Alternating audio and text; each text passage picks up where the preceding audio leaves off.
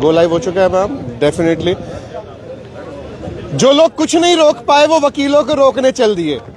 मैं बात कर रहा हूं, दिल्ली के हर कोर्ट में स्ट्राइक चल रही है, और स्ट्राइक चल क्यों रही है ये आपको जानना बहुत जरूरी है। दिल्ली के हर कोर्ट में वकीलों ने ये सोच लिया है कि अभी हम काम नहीं करेंगे।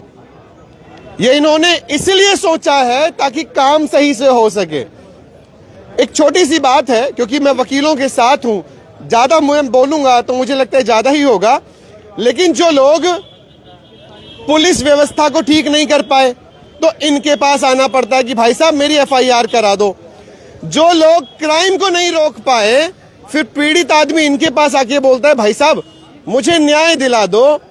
अब जब ये लोग देखते हैं कि कुछ गलत हो रहा है, प्रशासन, व्यवस्थाएं सब कुछ गलत करने पर उतारू हो गई है, तो इतनी तो जाति इकट्ठी नहीं होती जितने एडवोकेट इकट्ठे हो जाते हैं। ब्राह्मण समाज भी बढ़ सकता होगा, मुझे नहीं पता, कोई भी समाज बढ़ सकता होगा, लेकिन एक समाज ऐसा है जो कभी नहीं बढ़ता, हल्का सा पता लगना चाहिए, और वो है वकील समाज।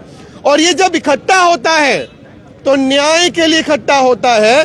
और अब केंद्र सरकार ऐसा बताया जा रहा है कि एक ऐसा बिल लेकर के आ रही है कि अब आप लोग स्ट्राइक नहीं करोगे। इसका मतलब क्या है? जो गलत हो रहा है वो होता रहेगा। फिर भी क्या कुछ है, टेक्निकल पॉइंट्स पर जानने के लिए सीधा सर के पास चलते हैं। सर मैं चाहूंगा एक बार इंटरव्यू बताएं, क्योंकि हमारे व्यूअर्स हो सकता है आपको ना जानते हो सर, प्लीज। मैं Nitin Ahlawat, president Delhi bar association. और आज हमारे यहाँ दूसरा दिन है स्ट्राइक का।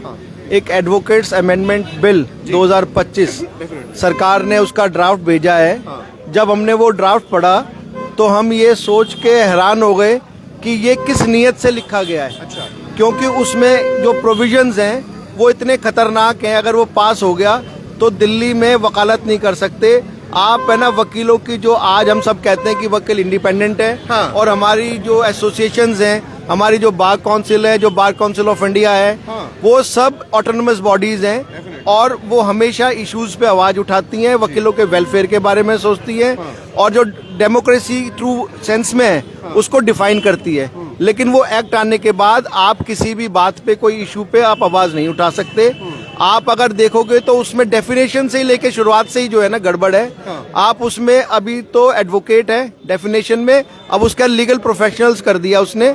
उसमें ये है कि कोई भी आदमी जिसने लॉ कर रखी है, चाहे वो किसी सरकारी नौकरी में है या किसी दुकान पे काम कर रहा है या कहीं पे भी है, उसको भी इलेक्शन लड़ने का, उसको भी अपनी वोट कास्ट करने का राइट उससे मिल जाएगा, जो कि अपने आप में एक बहुत ही खतरनाक चीज है।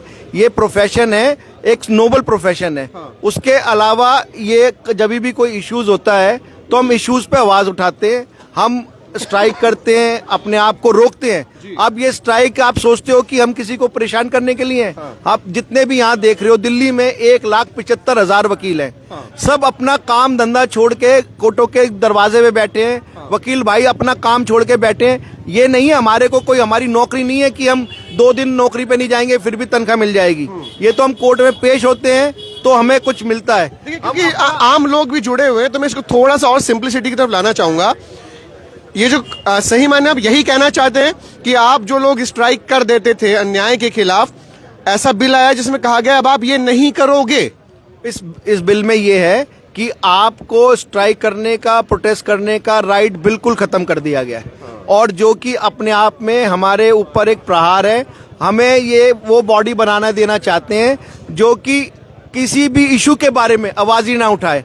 हम यहाँ वकील हैं, हम अपने क्लाइंटों के लिए, उनके लिए हम कोर्ट में लड़ते हैं। आज ये इशू इतना बड़ा है कि आज हम अपने आप को, अगर अपने आप को डिफेंड नहीं कर सकते तो हमें कोई राइट नहीं है काला कोट पहनने का। इसलिए हम सब लोग यहाँ आज कोर्ट के बाहर हैं। और अच्छी बात यह है कि दिल्ली में तो 1,75,000 वकील है, पूरे हिंदुस्तान में 27 लाख वकील हैं। और 27 लाख के 27 लाख वकील इस एक्ट को अपोज कर रहे हैं। आज दिल्ली में थी, कल भी दिल्ली में थी, उसके अलावा पौंडीचेरी, तमिलनाडु, कर्नाटका, हमारे एनसीआर में हर जगह स्ट्राइक है। और बहुत जल्दी आप देखोगे कि अगर सरकार इस एक्ट को, इस बिल को वापस नहीं लेगी तो हम पूरी दिल्ली का, पूरे हिंदुस्तान से पूरे जो वकील आएंगे दिल्ली में चक्का जाम करेंगे, पार्लियामेंट का घेराव करेंगे। हम किसी भी कीमत पर इस प्रहार को सहन नहीं करेंगे। इसको और ज्यादा मैं आपको समझाने की थोड़ा सा कोशिश करूं। वकील एकता, वकील एकता, जाहिर सी बात है यही एक एकता है जो सबसे ज्यादा मजबूती से देखने को मिलती है।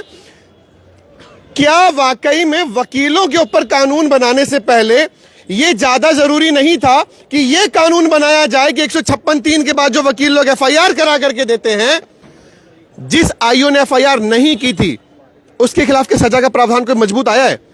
एक गरीब आदमी वो ये भी नहीं जानता कि मुझे मतलब कहां जाना चाहिए न्याय के लिए, एक पुलिस वाला उसको दबा देता है और वो घर जाकर के शोषित होकर के बैठ जाता है।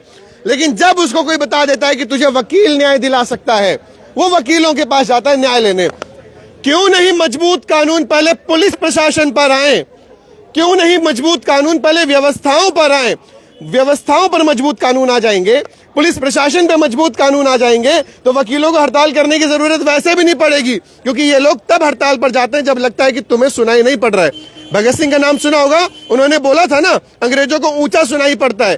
तो वो ये लोग हड़ताल ही करते हैं ताकि आपको न्याय मिल सके। कुछ लोग और भी हैं। मैम, कितना ज्यादा ये रूल आपको लग रहा है कि खराब है आप लोगों के लिए? देखिए, ये जो बिल पास हुआ है, ये मेरा काम है, आप प्लीज बताइए। बिल जो पास होने जा रहा है, उसमें हम वकीलों के लिए समझ लीजिए एक तरीके से हाथ ही काट दिए कि हम क्लाइंट के लिए अगर कोई काम करते हैं और हम उसमें हार जाते हैं तो हमें उनको खर्चा देना पड़ेगा। ठीक है, तो एक तरीके से ये हो गया कि जब हम अपने लिए नहीं लड़ सकते तो हम उनके लिए क्या लड़ेंगे? जब अपने लिए ही नहीं लड़ सकते तो औरों के लिए क्या लड़ेंगे? सर बिल्कुल ठीक कहा आपने। देखिए, हम सिपाही हैं कोई कहना चाहेगा और हम